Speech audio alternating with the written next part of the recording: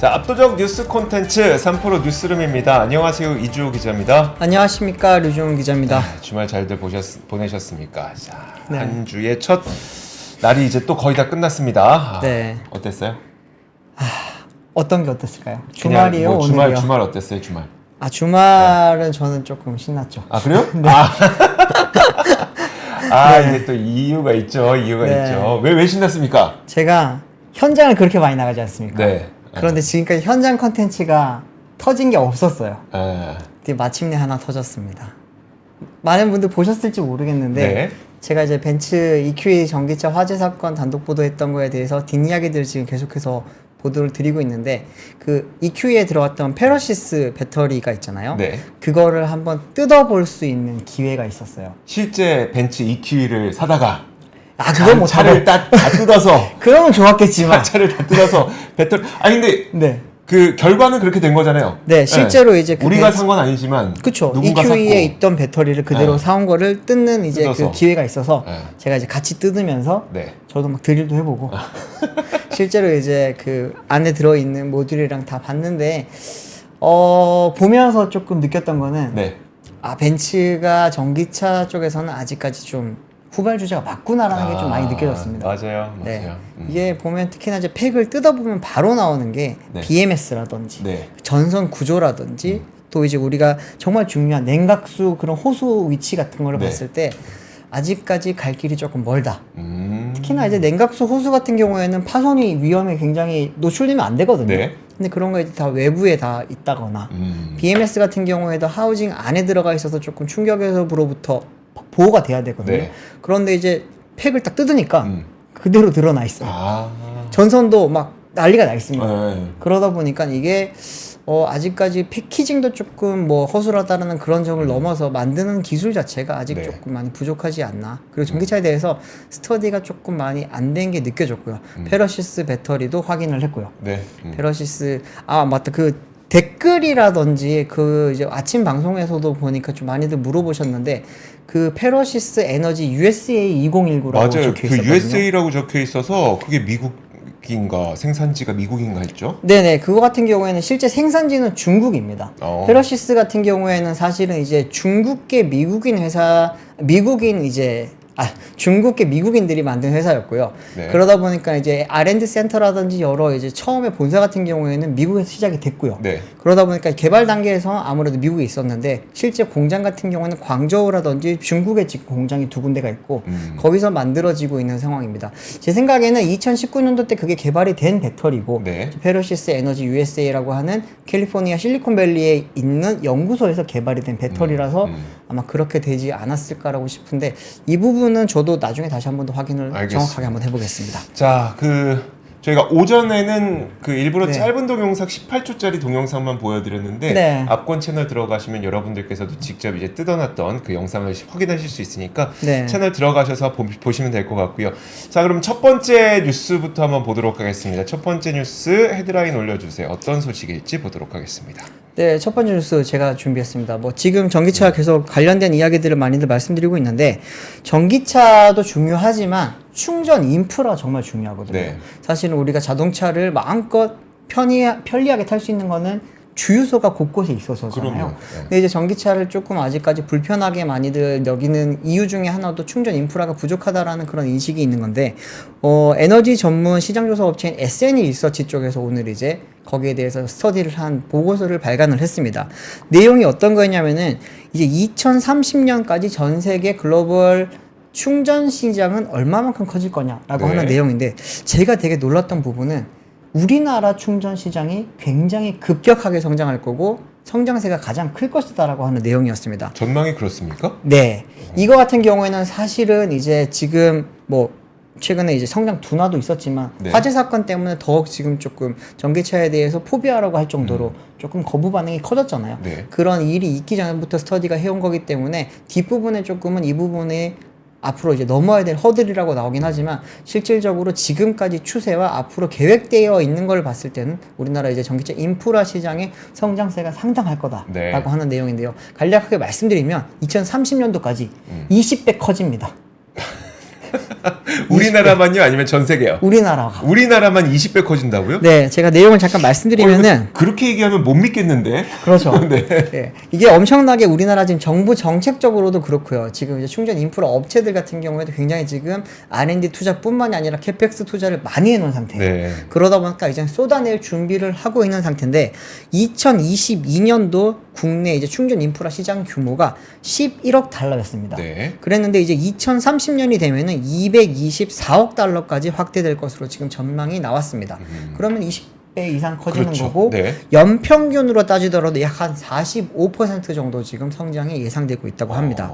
한국의 이런 빠른 충전 인프라 시장 성장세 같은 경우에는 뭐 전기차 보급 확대뿐만이 아니라 정부가 지금 적극적으로 지원을 많이 좀 추진을 하려고 하고 있습니다. 네. 특히나 이제 과거에는 이제 급속 충전기 처음에 많이 깔았고요. 네. 그리고 이제 나중에는 완속 충전기를 지금 많이 깔았는데 이제는 급속 충전기도 차세대로 다시 한번 깔아야 되는 상황이고 네. 또 하나는 이번에 지금 화재 사건 때문에 다시금 지금 중요성이 커지고 있는 화재 예방 충전기라고 있습니다. 아. 이런 부분에 대해서도 지금 정부와 특히나 환경부 쪽에서는 800억 원 정도의 예산을 지금 준비를 하고 있는데 이 예산이 더 커지겠죠.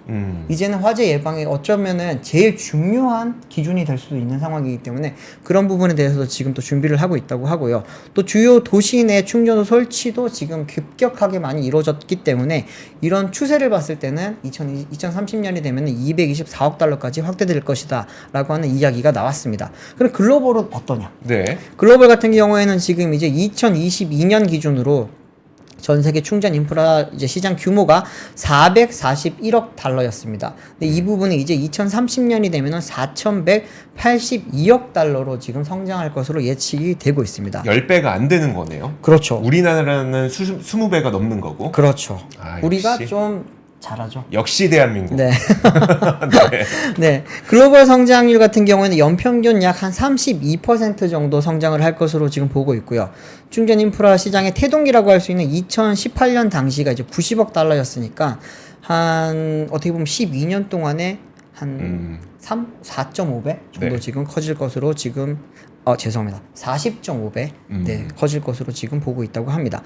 네, 봤을 때 지금 이 자료만 봤을 때는 사실은 우리나라 충전 시장의 모양이 노란색이에요. 제일 밑에 있는 노란색인데 절대적인 규모는 좀 적습니다. 네. 확실히 이제 뭐 중국이라든지 미국이라든지 유럽 전체가 조금 더 전체 규모는 많이 크죠. 특히나 이제 지금 보시면 중국 시장의 규모가 굉장히 큽니다. 네. 2023년 한번 보시면은 저 옆으로 쭉 커서를 가주시면은 뭐 초록색과 빨간색과 파란색인데 거의 빨간색밖에 안 보이죠. 그렇죠. 이거 같은 경우에는 중국 정부가 진짜 정말 많이 깔았어요. 거기는 특히나 완속 충전기를 엄청나게 많이 깔아놓은 상태이고요. 근데 이게 점점 비중 자체가 중국 비중보다는 유럽 비중이 굉장히 많이 커질 것으로 지금 보고 있습니다. 유럽 같은 경우에는 아시겠지만 환경적으로 굉장히 지금 규제를 세게 가고 있잖아요. 네. 많이들 이제 파리 기후 협약이 조금 미뤄지고 있기는 하지만 2025년 이후부터는 특히나 내년이죠. 좀 더 그 환경 규제가 조금 심해지고 특히나 2030년이 되면은 주요 도시에 내연기관차가 못 들어가게 됩니다. 네. 그렇기 때문에 특히나 이제 파리, 뭐 베를린 이런 대도시 중심으로 지금 그런 정책이 펼쳐질 예정이기 때문에 유럽에서는 많이 지금 보급할 것이라고 이야기를 하고 있고요. 또 하나는 미국이죠. 네. 미국 같은 경우에는 뭐 지금 뭐 이제는 추진이 안 될 거라고 하는 그런 우려들이 많기는 한데 네. 어쨌든 바이든 정부가 지금 이 부분에 대해서 굉장히 지금 많이 추진을 하고 있지 않습니까? 특히나 여기에 지금 보조금을 많이 할 거기 때문에 보조금 규모에 따라서 지금 추진될 예정되어 있는 규모만 보더라도 전 세계에서 한 세 번째로 큰 충전 시장이 될 것이다라고 보고 있는 겁니다. 국내 전기차라든지 자동차 시장 대비로 봤을 때는 충전 인프라 시장이 결코 작지 않을 걸로 지금 보이는 상황이죠. 근데 뭐 SN 리서치에서도 이번에 이제 마지막 분석을 이야기를 할 때 했던 게 어떤 거였냐면은 네. 결국에는 이제 작년 하반기부터 오고 있는 전기차 성장 둔화 네. 이거를 넘어야 되는 상황이었는데 이번에 인천 청라 지역 화재 사건으로 인해서 전기차에 대한 좀 두려움이 많이 커졌습니다. 그러다 보니까 이제 사람들이 결국에는 전기차를 내가 뭐 거금을 주고 사서 네. 만약에 화재가 나면은 내 차뿐만이 아니라 다른 차까지 화재가 번졌을 때 나 파산하는 거 아니야? 라고 하는 그런 사실 공포증이 제일 큰 상황이라고 지금 볼 수 있는데 이 부분에 대해서는 지금 많이들 예방 대책이 이제는 좀 준비가 될 걸로 보입니다. 지금 대표적으로 지금 이야기가 나오고 있는 게 결국에는 잠깐 말씀드렸던 화재 예방 충전기예요. 네. 화재 예방 충전기라고 하는 거는 이제 간단하게 말씀드리면은 충전율을 조금은 낮게 설정을 한다든지 아니면은 배터리 상태를 충전기가 실시간으로 검사를 해서 네. 이 배터리가 조금 이상이 있을 경우에는 충전을 하지 않고 즉시 알람을 준다든지 음. 그런 거를 좀 예방할 수 있는 그런 장치들을 포함하고 있는 충전기를 지금 보급을 하겠다라고 하는 게 지금 정부의 계획입니다. 근데 정말 아쉽게도 이 기술 자체 같은 경우에는 지금 뭐 표준이 아직 설정되어 있지는 않고요. 네. 특허를 가지고 있는 회사도 뭐 한 군데밖에 없습니다, 사실은. 그리고 이제 이 부분에 대해서도 또 하나 넘어야 될 산이 뭐냐면은 이제 내가 충전기 안에서 흔히들 말하는 PLC라고 하는 모뎀을 통한 충전 통신 장치가 있더라도 네. 차에서 그거를 풀어줘야 돼요. 쉽게 말하면은 제조사가 이 정보를 풀어줘야지만 충전기와 서로 정보를 교류를 하면서 여기에 대해서 이제 배터리 상태도 실시간으로 진단을 하고 단순히 충전율 제한만 하는 게 아니라 화재를 예방할 수 있으려면은 결국에는 배터리를 네. 제어를 할 수 있어야 된단 말이죠. 배터리 안정성이 확보가 되어야지만 충전율을 100%를 하든 90%를 하든 50%를 하든 화재를 예방할 수 있기 때문에 그 부분에 대해서 지금 기술을 갖고 있는 회사들에 대해서 조금은 그 환경부에서는 이제는 지원을 해주려고 합니다. 그러다 보니까 뭐 관련된 이제 규격도 나오고 있습니다만 지금 환경부가 내놓은 규격을 봤을 때는 뭐 거의 완벽해 보이긴 한데 앞서 네. 말씀드렸듯이 제조사에서 조금 풀어줘야 될 필요가 있고요. 그런 개념 자체를 봤을 때는 잠깐 표를 좀 띄워주시면 좋겠는데 이게 모 회사에서 지금 모 충전 회사에서 이거를 개념도를 내놓은 거라고 보시면 됩니다. 결국에는 단순히 지금 서울시라든지 아니면 뭐 환경부라든지 여기서 이야기하는 90% 충전 제한이 네. 다가 아니고요. 배터리 상태를 점검을 해서 실제로는 이제 배터리가 결국에는 전기차 화재를 일으키는 가장 큰 주요 원인 중에 하나이기 때문에 그렇죠. 그거를 이제 이상이 있으면 충전을 시키지 않을 수 있는 그런 기술까지 갖추게 하고 여기에 이제 AI 기술이라든지 빅데이터 기술까지 합쳐서 나중에는 이 부분에 대해서 계속 보완을 할 수 있게 쉽게 말하면 실시간으로 배터리를 이제 점검을 할 수 있는 충전기만 꼽으면 단순히 네. 충전만 하는 게 아니라 배터리의 상태를 검사를 할 수 있는 그런 기능까지 가진 충전기가 앞으로는 많이 보급이 되어야 될 거다라고 하는 이야기들이 지금 나오고 있습니다. 알겠습니다. 물어보고 싶은 건 많은데 너무 오래 이제 첫 번째 뉴스를 계속 끌고 가면 안 될 것 같아요. 네네네. 간단하게 그것만 한번 여쭤볼게요. 예. 자동차 회사 입장에서는 그럼 본인들의 자동차 배터리 정보를 충전기가 가져갈 수 있도록 열어줘야 된다고 그랬잖아요. 예, 그리고 맞습니다. 그 기술을 갖고 있는 곳은 한 곳밖에 없다고 말씀하셨고 네. 자동차 기업들이 그 정보를 가져가지 못하게 하게끔 할 만한 유인이 있어요? 그러니까 우리는 공개하고 싶지 않아. 어떤 이유 때문에 우리는 공개하고 싶지 않아. 이런 게 있어요? 사실 지금 생각했을 때는 그냥 배터리 정보만 가져오면 될 것 네. 같기는 한데 배터리 정보만 가지고 왔을 때는 이게 완벽하지가 않을 수가 있어요. 배터리 정보를 가져와서 예를 들어서 화재가 발생했어요. 네. 그럼 정보를 가져간 회사가 화재에 대한 책임을 다 가져갈 수도 있잖아요. 그러다 보니까 기존에 그러면은 배터리 셀이 어떻게 이상이 생겼는지에 대한 정보도 같이 가져와야 되죠. 네. 그러다 보니까 배터리 SOC, SOH뿐만 아니라 뭐 거기에 대한 내비게이션 정보라든지 다른 주행 정보도 지금 필요하다라고 지금 이야기를 하다 보니까 배터리 그 완성차 제조사 쪽에서는 그거를 정보를 함부로 풀기는 어렵다라고 하고 하는 지금 이야기를 자동차 업체들이 온갖 네. 데이터를 다 모으고 있는데 그렇죠. 그 데이터 다 달라는 거네요. 그렇죠. 그럼 이것도 꽤 시간은 오래 걸릴 수 있겠네요. 네, 이것도 지금 서로 간에 지금 어쩌면은 그 합의를 좀 봐야 되는 상황이라고 좀 볼 수 있는 사실 그럼 상황입니다. 충전기 그 정보를 가져오는 충전기 회사 입장에서도 배터리 자체가 문제인 건지 아니면은 어떤 자동차가 주행 중에 어디에 그 살짝 부딪히는 바람에 배터리에 문제가 네. 생긴 것 이런 정보를 알기 위해서는 주행 데이터까지 가져와야 된다는 게 그 충전기 회사 입장인 거고 네네 그렇죠. 자동차 업체는 지금 온갖 주행 데이터를 모아서 뭐 거기서 SDV도 하고 자율주행도 하고 네. 이런 걸 해야 되는데 그 정보를 다 달라고? 그럼 그렇죠. 우리는 못 주지. 이런 식의 아직 네. 그 조율이 안 되는 상황이군요. 그리고 또 이제 고객 정보 이게 동의도 아직까지 다 받아놓은 상태가 네. 아니기 때문에 저 제조사 입장에서도 함부로 풀 수 없다라고 하는 그런 명분도 있기는 합니다. 네, 알겠습니다. 자, 다음 뉴스 네. 한번 보도록 하겠습니다. 헤드라인 한번 올려주시고요. 자, 이번에는 대한상의에서 오늘 어떤 보고서를 하나를 내놨는데 좀 흥미로웠습니다. 일단 그 우리가 해외 직구 많이 이용하시잖아요. 네. 류종훈 기자는 해외 직구를 많이 이용하는 편인가요? 아니면 좀 안 하는 편인가요? 예전에 아이들 어릴 때 좀 많이 이용을 했었어요. 아, 장난감 많이 네. 이용하죠. 맞아요. 장난감이나 애들 옷 사려고 했었는데 요즘은 좀 잘 안 하고 있습니다. 네. 그 제가 좀 특이했던 게 직구, 그러니까 우리가 해외에서 사오는 해외 직구는 네. 10년 전에 비해서 거의 한 6배가량, 4배 넘게 늘어났는데 네. 역직구는 오히려 쪼그라들었습니다. 한번 그거를 직접 보여드리도록 하죠. 네. 자, 화면 한번 보여주시면 지금 여기에서 온라인 직구 구매는 이 분홍색 선을 보시면 됩니다. 그래서 1조 6천억 원 정도 2014년에 하던 그 직구 규모가 2023년이 되니까 6조 7천억 원으로 그냥 꾸준히 늘어나는 모습이라고 보시면 될 것 같아요. 네. 이렇게 꾸준히 늘어난 것에 비해서 역직구, 그러니까 우리가 판매하는 거죠. 역직구라고 하는 건 이제 우리가 판매하는 거를 볼 수 있는데 7천억 원 수준에서 6조까지 높아졌던 이 역직구가 네. 1조 7천억 원으로 다시 쪼그라들었다라고 하는 오. 것을 볼 수가 있습니다. 이게 무슨 일인고 하니 네.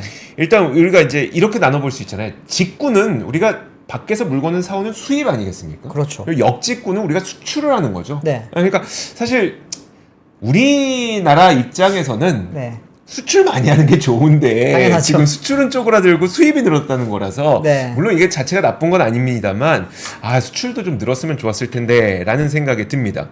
그러면 지금 이 직구가 어떤 변화를 겪었는지 이 국가별로 한번 보도록 하겠습니다. 국가별로 보면 일단 그 중국을 한번 보시죠. 중국은 그러니까 2천억 원에서 지금 3조 2천억 원까지 꾸준히 늘어나는 모양새예요. 근데 미국을 보면은요.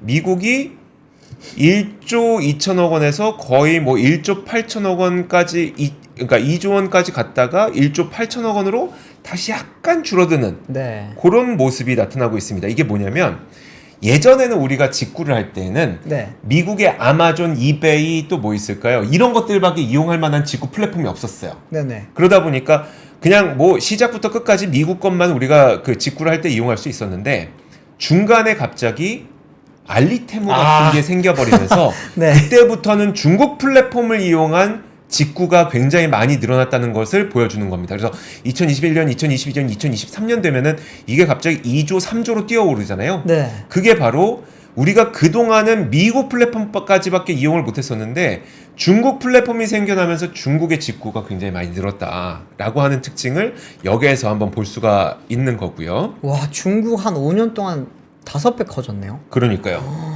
이게 플랫폼 하나 잘 키우는 게 와. 굉장한 네. 힘을 갖게 되는 것 같습니다. 그래서 우리도 사실 지금 우리나라도 플랫폼 여러 있잖아요. 네. 이 플랫폼이 사실 저는 세계로 뻗어 나갔으면 좋겠어요. 와. 이게 플랫폼 하나 잘 키우면 얼마나 많은 돈이 그 플랫폼 안에서 움직이겠습니까? 그니까요. 사실 우리나라에서 뭐 화장품 플랫폼은 지금 세계로 뻗어나가고 있죠? 뻗어나가고 있으니까 네. 좀 좋은 결과를 차후에 기대해 보도록 하겠습니다. 이런 걸 통해서 우리가 그런 아이디어를 좀 얻을 수가 있는 거고 그러면 그 우리가 정반대로 역직구는 어떤 모양새를 한번 보였는지 보도록 하겠습니다. 2019년 이후부터 역직구가 그 줄어든 모습을 볼 수 있잖아요. 네. 이거는 웃을 때도 중국 때문에 웃었고 울 때도 중국 때문에 울었던 그런 모습이라고 볼 수 있습니다. 자, 중국 보시죠. 중국의 역직구가 2014년까지는 이제 3천억 원대 그랬던 것이 2019년 되면 5조 1천억 원, 그다음에 2020년대도 5조 2천억 원 이 정도로 늘어나는데 네. 다시 2021년, 2022년, 2023년이 되면 다시 줄어듭니다. 이거 보세요. 19년, 20년에 5조 대잖아요. 네. 다시 앞으로 가서 19년, 20년에 6조 대였잖아요. 아, 거의 그러니까 그냥 다 대부분이네요. 중국이었던 거예요. 네. 역직구 우리가 이제 판매하는 수출에 해당하는 역직구는 그냥 중국의 의존이 와. 그동안 너무 심했다라고 보면 될 것 같고요. 네. 한 가지만 더 보여드리도록 하겠습니다. 그럼 품목별로는 어떤 움직임이었었는지 한번 네, 보도록 하겠습니다. 궁금했습니다. 자, 직구. 우리는 무엇을 바깥에서 많이 사오느냐? 의류, 패션, 음식료 그 순위가 10년 전과 지금이 전혀 변하지 않았습니다. 제일 많이 사는 거는 아무래도 의류, 패션, 음식료인 거고 네. 그럼 우리가 많이 판매하는 건 뭐냐? 화장품, 의류, 패션 이것도 순위가 전혀 변하지 않았습니다. 규모만 커졌을 뿐인 거죠. 근데 여기서 눈에 띄는 게 한 가지가 있죠. 요거 보이시나요? 음반 비디오 악기. 네. 2023년 음반 비디오 악기 이게 밑에 보시면 2014년까지만 하더라도 223억 원에 불과했던 음반 비디오 악기 수출이죠. 수출. 네. 역직구니까 그게 1817억 원까지 늘었다. 8배 넘게 성장했다. 와. 근데 제가 보기에 이거는 이제 우리가 포토카드로 인해서 그 음반을 굉장히 많이 샀던 게 작년에 있었잖아요. 네네. 이건 좀 지속 불가능한 역직구로 보인다. 요즘에 이거 못하고 있지 않습니까? 거의 가차 수준인데 네네. 못하고 있지 않습니까? 그래서 요거는 좀 지속 불가능해 보이지만 화장품, 사실 화장품은 저는 작년보다 올해가 훨씬 더 많이 수출을 하고 있고 이거 다 역직구로 되는 그 경우가 굉장히 많습니다. 네. 아마존 통해서 역직구로 되는 경우가 많아서 화장품 좀 기대해 볼 만할 것 같고요. 그리고 음식료품, 요즘에 음식료품은 현재 공장 세우고 현재 법인에 세워서 현재 유통망 깔아서 직접 진출하는 것도 있습니다만 음식료품 그렇게 하지 못하는 곳들은 지금 또 이 플랫폼 통해서 역직구로 많이 사고 있기 때문에 네. 저는 화장품, 의류, 패션, 음식료 한번 기대해 볼 만하다라는 생각이 듭니다. 야, 요즘 정말 화장품 좋아하시네요. 네. 그러니까 제가 그 얘기를 들어서 그래요. 그러니까 이거 어디 여기저기 가서 광팔 때 좋은 네. 그건데 아마존에서 얼마 전에 한 6월인가 7월쯤에 그 국내 K 뷰티 컨퍼런스를 우리나라에서 열었었잖아요. 그래서 코엑스에서 열었었는데 거기서 되게 궁금했던 게 아니 보통 우리가 연말 최대 쇼핑 시즌은 한 10월부터 해서 추수감사절 이후부터 해서 네. 크리스마스까지 이어지는 그 시기잖아요. 그쵸. 그때를 노려야 될 것 같은데 왜 아마존 프라임데이, 물론 아마존 프라임데이도 굉장히 큰 쇼핑 행사입니다. 그런데 왜 하필 7월입니까? 이렇게 물어봤더니 딱 그 얘기를 하는 거예요. 화장품이라고 하는 게 네. 세상에 종류가 너무 많잖아요. 그쵸. 그래서 한 번 고르기가 되게 힘든데 한 번 나한테 맞는 걸 고르고 나면 네. 계속 그걸 쓴다는 거예요. 맞는 것 같아요. 네. 그러면 7월에 아마존 프라임데이에서 화장품 하나 고르잖아요. 네. 이거 맞으면 블랙 프라이데이까지 계속 산대요. 아. 그래서 야 7월에 해놔. 그러면은 연말까지 야 탄탄대로야.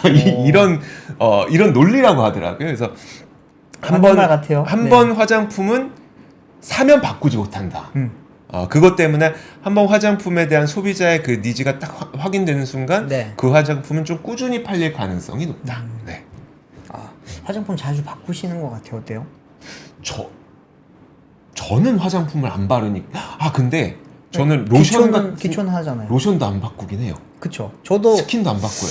보니까 잘 안 바꾸는 것 같아요. 그쵸? 네. 안 바꾸죠? 네. 저도 하나 딱 브랜드 정하면 어. 거의 그거를 쭉 쓰다가 그거보다 좋은 거 발견하기 전까지는 계속 그냥 그것만 쓰는 것 같거든요. 그러니까. 네. 네. 그게 화장품이다. 오. 진짜 이 수많은 것들 가운데. 진짜 충성도가 높은 게 어쩌면 화장품이네. 잘 생각해 보니까. 의미 없이 충성도가 높아. 네. 바꾸기 귀찮아서 충성도가 높아요. 그럴 수도 있겠고. 네. 어쨌든 네. 그렇습니다. 이거 오늘 나왔던 이 역직구와 직구의 그 지난 10년간의 흐름을 보면서 좀 네. 뭔가 제가 마음속에 느끼는 점이 몇 가지가 있어서 이 내용을 좀 소개를 해드렸습니다. 네. 자, 다음 보시죠. 다음 소식은 이주호 기자도 굉장히 좀 관심이 많은 분야입니다. 네. 변압기 이쪽인데요. 예. 네. 지금 프랑스 파리에서 이제 2024 CIGR이라고 하는 국제 대전력막 기술 회의라고 하는 지금 전시회가 열리고 있습니다. 여기서 이제 국내 대표 기업이라고 하면 삼총사, 네. LS, 효성, 효성, HD 현대. 네. 여기 있잖아요. 여기가 지금 굉장히 좋은 성과를 얻을 것으로 보이는 지금 이야기들이 들려와서 한번 가져와 봤는데요. 일단은 LS 같은 경우에는 LS 전선과 LS 일렉트릭이 지금 동반 참가를 네. 했습니다. 여기에서 뭐 주로 선보이는 기술은 많이들 아시겠지만 이제 초전도 케이블 시스템과 초전도 전류 제한기로 구성된 IDC용 초전도 솔루션입니다.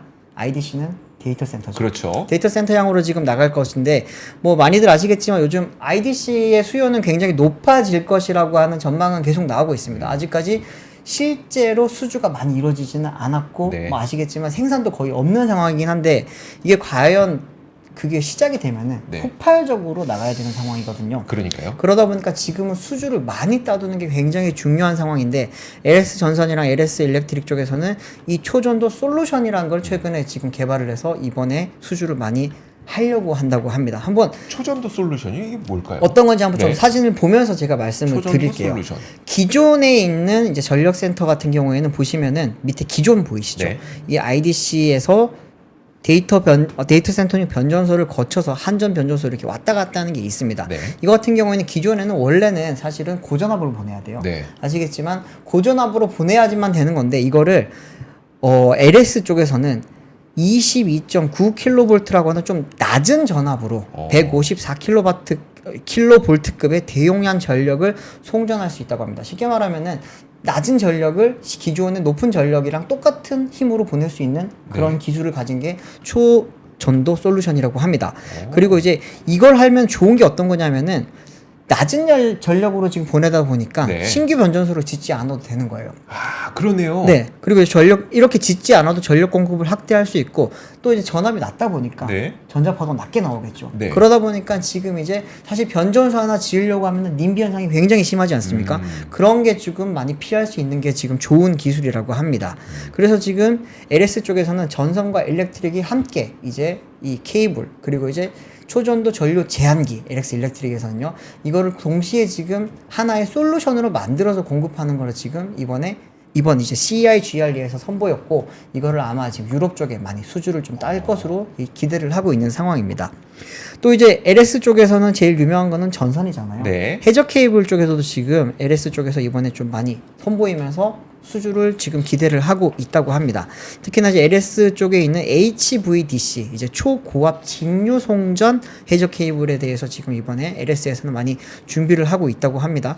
아시겠지만 이거 같은 경우에는 뭐 해저 케이블 자체가 그 풍력 발전이라든지 네. 해양 풍력에서 지금 많이 쓰일 거기 때문에 친환경 에너지 쪽에서 이 부분에 대한 수요가 늘어날 것이라고 하는 기대가 있습니다. 이게 전부 다 계속 기대긴 한데 네. 유럽은 앞서도 말씀드렸지만 이제 불과 내년부터 이제는 환경 규제 시작되거든요. 네. 깔아야 돼요. 그러다 보니까 이번에 좀 많이 이 부분에서 기대를 하고 있고 효성중공업은 아예 이번에 오늘 바로 자료가 나왔습니다. 이 나가자마자 노르웨이 국영전력회사와 3,300억 원 규모의 초고압 변압기 장기 공급 계약을 체결을 했다고 합니다.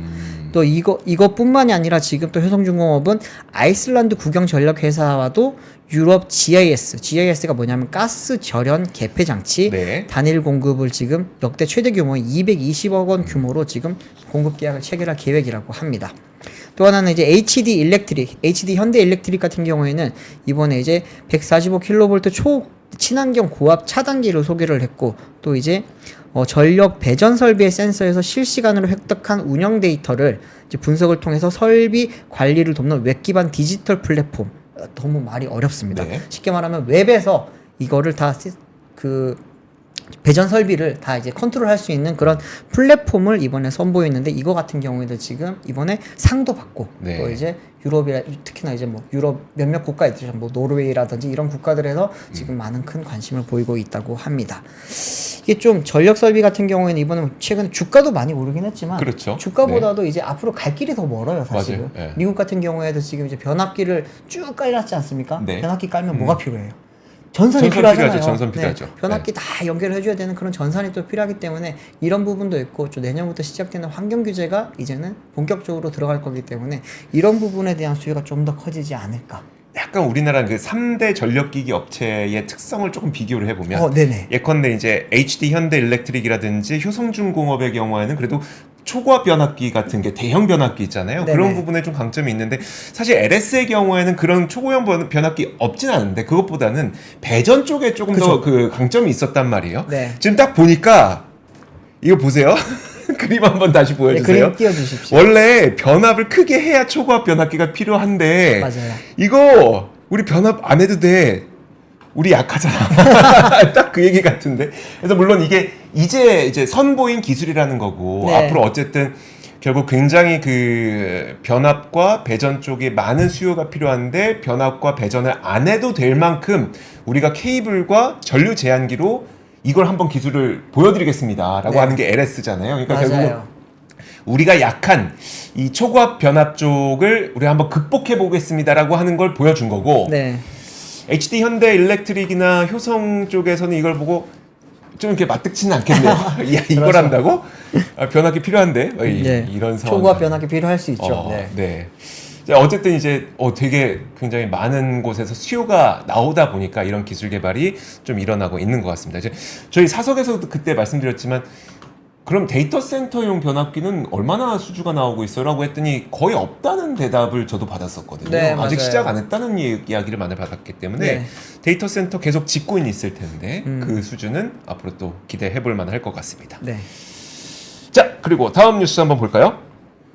다음 뉴스. 자, 부동산 한번 가시죠. 요즘에 부동산 너무 많은 관심이 있죠. 이게 네. 또 그러니까 집이 있는 분들께서는 사실 지금 상황이 좋으실 거고 없는 분들은 가격이 올라가는 모습을 보면서 애타하는, 그러니까 네. 속앓이하는 모습을 많이 보이고 있을 텐데, 오늘 나온 뉴스는 이제 올해 들어서 서울 아파트값 상승세가 이어지다 보니까 7월부터 8월까지 계약된 서울 아파트 실거래 가격이 역대 최고가의 거의 평균 90% 수준까지 다다랐다라는 뉴스가 나오고 있습니다.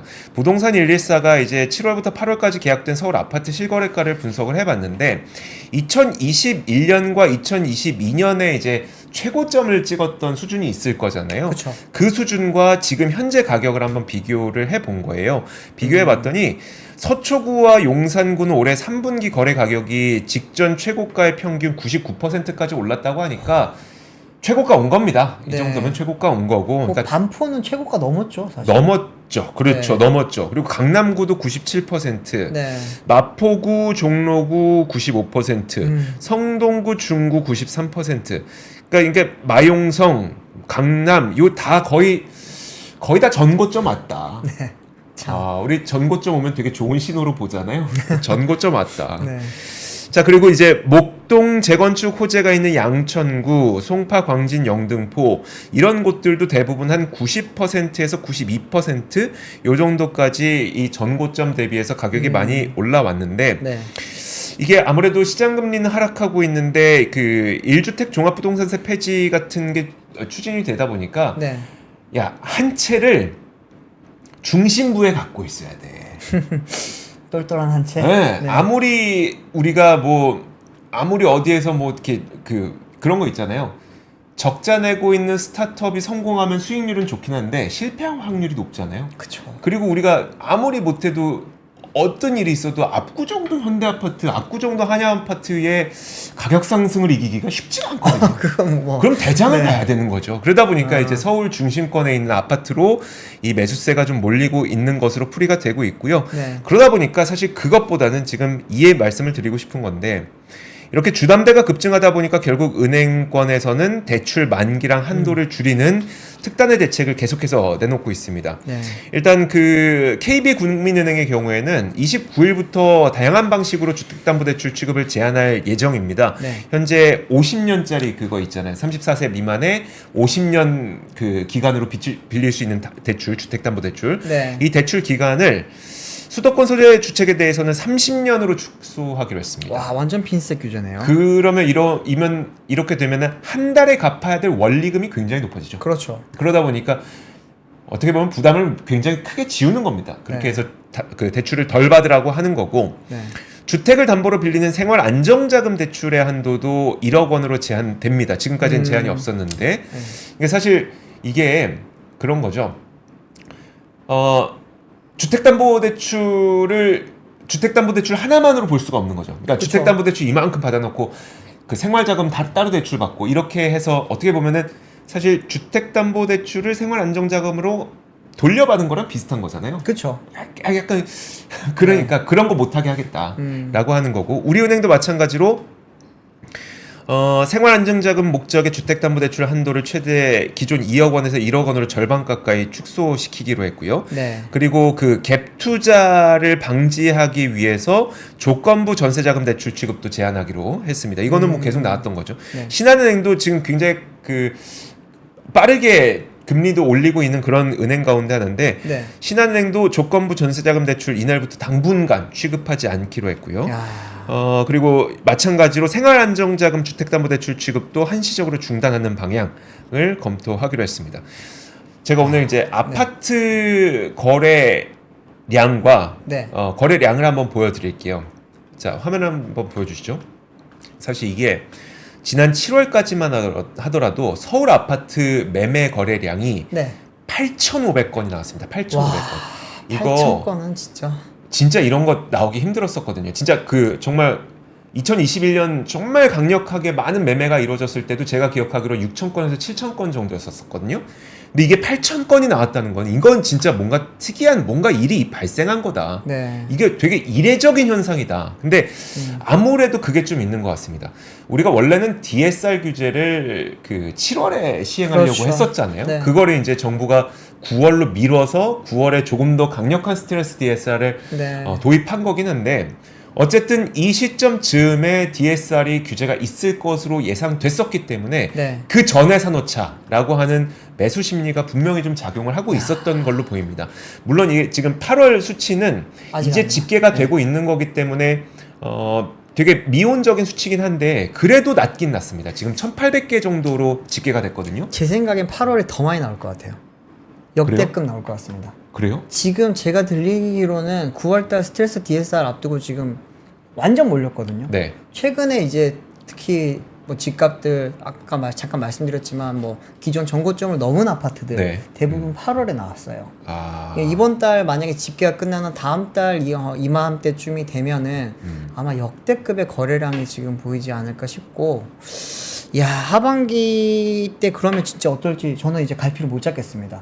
이제 스트레스 DSR 시행되죠. 그리고 이제 뭐 금리 이제는 결국에는 기준금리는 내리겠지만 네. 대출금리 계속 올리고 있는 네. 상황이죠. 그리고 지금처럼 이렇게 핀셋으로 완전히 특히나 이제 주택대출에 대해서 규제를 하기 시작을 하는데 지금 정부 대책 같은 경우에는 8.8 대책을 보면은 특히나 재건축 재개발 쪽을 중심으로 해서 완전히 풀어주는 느낌이거든요. 네. 이게 단순히 이게 지금 매물을 풀어주는 게 아니라 공급을 풀어주는 게 아니라 민원을 풀어주는 느낌이었기 때문에 어떻게 될지 저는 이제 잘 모르겠습니다. 그러네요. 지금 네. 8월 거래량이 굉장히 급증할 가능성이.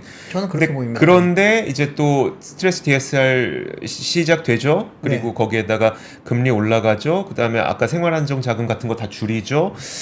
그러면 8월까지 급등했던 게 9월에 훅 꺾일 수도 있지 않을까. 지금 전문가들은 결국에는 추석 이후 어떻게 될지 봐야 된다. 추석 이후. 예. 항상 뭐 정치도 그렇고 경제도 그렇고 정말 명절이 중간에 분기점이 되나 봐요. 맞아요. 그런 이야기들이 계속 나오더라고요. 거기서 이제 부모님한테 집을 샀어야지라고 하면은 이제 혼나고 나면 또 이게 집 사야 되나 이러고 그럼 안 되는데.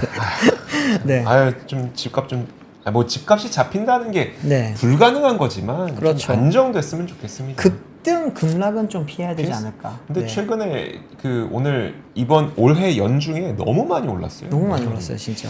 자 그러면 네. 마지막 하나만 단신 보고 갈까요? 네. 지금 뭐 단신 간단하게 말씀드리겠습니다. 국내 통신 3사들이 요즘 AI 기능을 되게 많이 늘리고 있습니다. 맞아요. 어떤 거냐 하면은 지금 기존에는 우리 스마트폰 자체에 AI 기능이 없었어요. 네. 그러다 보니까 이제 SK텔레콤 같은 경우에는 A-이라고 하는 기능을 통해서 뭔가 좀 뭐 번역도 해주고 네. 그리고 이제 통화 녹음도 해주고 이런 걸 많이 하면서 소비자들을 많이 끌어당겼었는데 이제는 갤럭시 S24 이후부터는 네. 온디바이스 AI가 그렇죠. 많아졌잖아요. 네. 그리고 지금 아이폰도 아직까지 확정이 안 됐지만 16에 들어갈지 말지 네. 뭐 이야기가 나오지만 어쨌든 중장기적으로는 결국에는 온디바이스 AI가 다 포함이 될 예정이다 보니까 그러면 이들도 우리 통신사들도 지금까지 투자를 많이 해놨는데 맞아요. 뭔가 좀 차별화를 둬야 되지 않냐라고 하는 이야기가 나오면서 SK텔레콤 같은 경우는 A.에 지금 규모 서비스 개편을 조금 이뤄냈다고 합니다.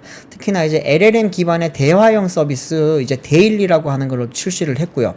또 이제 AI 비서 기능도 많이 강화를 했다고 합니다. 또 아시겠지만 SK텔레콤 같은 경우에는 지금 뭐 반도체 회사 있잖아요. 네. AI 반도체 회사 리벨리온 쪽이랑 지금 또 투자를 하면서 앞으로 나올 데이터 센터 쪽에 조금 더 투자가 많아질 거기 때문에 네. 차별화된 서비스를 보여줄 것이다 라고 이야기를 하고 있고요.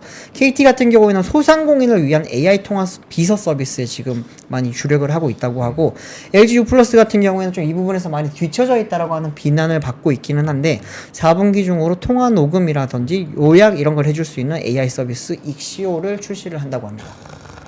이러면은 뭐 내 네. 폰이 조금 구형 폰이더라도 네. 스마트폰 이제 통신사를 통해서 그쵸. AI 기능을 좀 활용할 수 있는 방안이 생기지 않을까라고 하는 이야기들이 나왔습니다. 유의미하게 우리가 사용할 수 있을 만한 인공지능 서비스가 좀 조만간 나와줬으면 좋겠다는 생각이 듭니다. 네, 제발입니다. 네, 진짜. 자, 네. 그러면 오늘의 3프로 뉴스룸은 여기까지 하도록 하겠습니다. 저희는 내일 또 올 테니까요. 오늘도 저녁 시간 잘 보내시고 내일 오후에 뵙도록 하겠습니다. 고맙습니다. 감사합니다.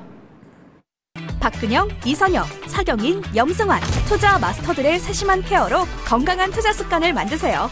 3프로 멤버십 3프로 앱에서 확인하세요.